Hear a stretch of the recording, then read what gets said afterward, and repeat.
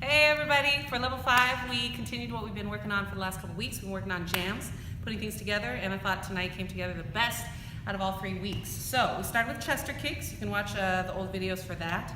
And we chose where to strategically place them, and then we had you guys come up with your own rhythm break.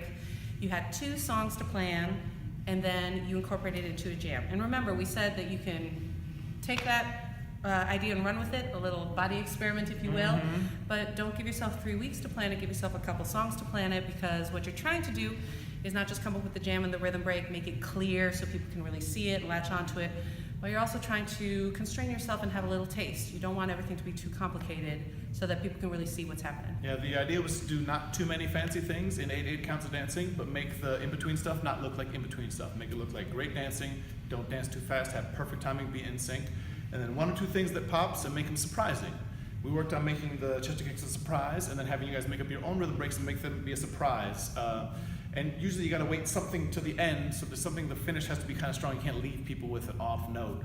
And when we had you guys make up your own rhythm, our test was that you would do your jam, the 8/8 count would be some rhythm break where you'd stop and kind of do some cool rhythm, and we had to be able to scat it right after you did it. So that was the test to see if it was clear enough.